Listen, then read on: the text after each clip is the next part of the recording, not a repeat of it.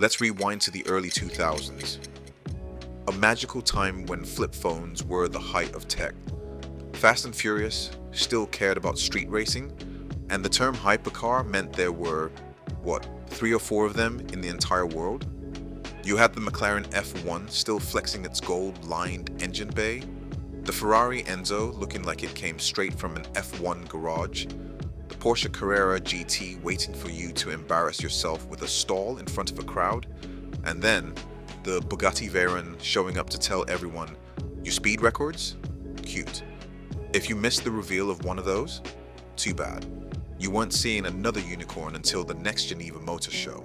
And back then, you had to wait for Clarkson to yell about it on BBC before you even knew it existed. Now, we live in the age of the hypercar buffet. Blink and you've missed a new one. Hell, sometimes you miss 3 before lunch. It's like Pokemon cards now, except each one costs $2 million, promises 1,000 horsepower, and comes with a bespoke champagne cooler. Every other week, there's another world's fastest claim, another limited to 50 units. Flex. And yeah, they're gorgeous and ridiculous. But let's be honest, the hype cycle moves so fast that even a 1,500 horsepower spaceship barely gets a weekend of attention before we swipe left. And that's why the Garagisti GP1 just slapped me across the face like, remember when driving was fun? This thing is not here to win the numbers war. It's here to take your phone, toss it in the glove box, and make you focus on the road.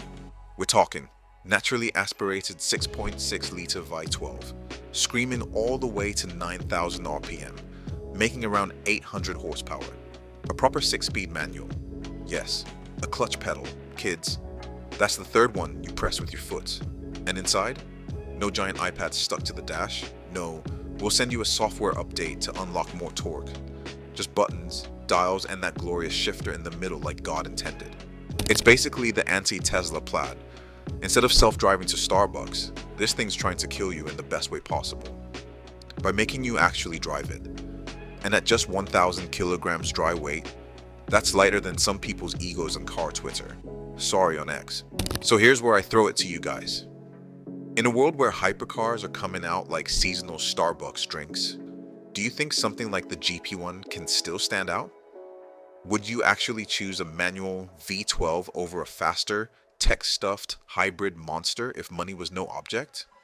And serious question, if this thing pulled up next to a Bugatti Mistral or a Koenigsegg Jesko, which way is your head turning? Comment below. I want to know if you're part of the Botch old school drivers club, or if you're all about the newest, fastest, most tech-loaded spaceship money can buy. At the end of the day, the Garagisti GP1 feels like a rebellion. A middle finger to the idea that every hypercar has to be a rolling computer.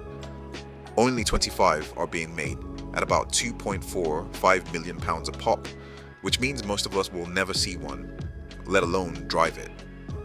But hey, dreaming is free. If you enjoyed this trip down hypercar memory lane, hit that like button, subscribe, and ring the bell so you don't miss the next time a car like this reminds us what driving used to feel like. Until then, keep dreaming, keep driving. And remember, if your car doesn't make you grin like an idiot every time you hit the gas, you're doing it wrong.